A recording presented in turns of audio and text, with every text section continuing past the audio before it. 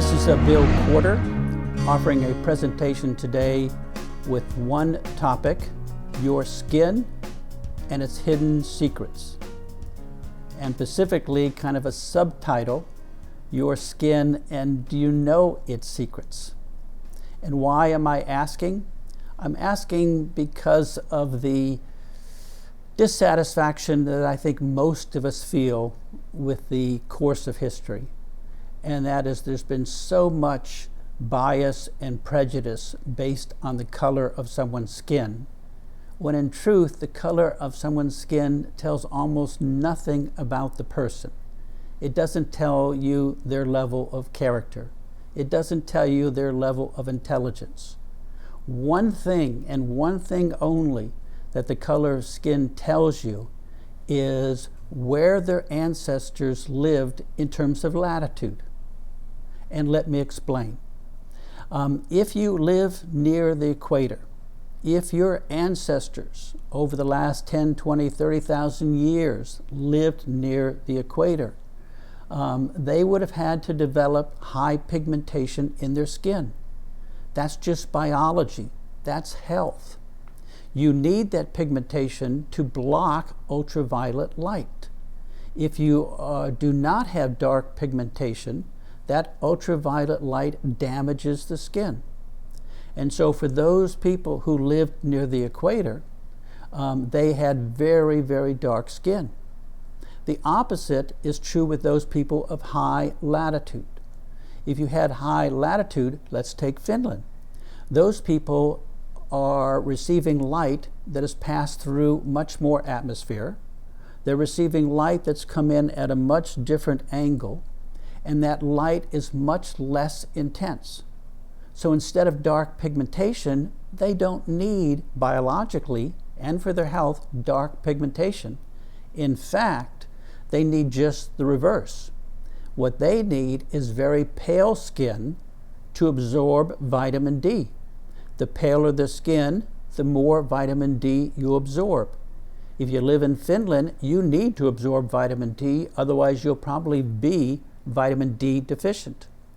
If you're living in the equator and surviving in the equator, you don't need vitamin D, you're getting plenty of it, and that dark pigmentation will block some of it, but you still absorb plenty. So again, the skin gives you one secret, one key fact, and that's latitude. Now, if you don't believe me, I have a favor to ask. On the next Olympics, watch the opening ceremony.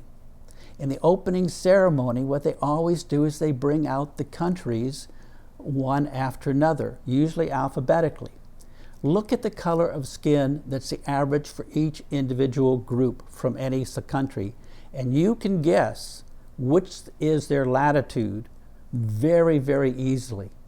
You'll be able to, you may not be able to figure out the geography in terms of exactly where they're located. That's hard enough these days, but you will know the latitude. If they're dark-skinned, you know they're close to the equator. If they're very pale, you know they're moving higher up on the latitude. And now to emphasize that point, I want to highlight two other points. If you were to take the people from Finland, the entire group, and moved them to the equator and did not allow them to migrate, over time, their skin would change from white, very pale, to black.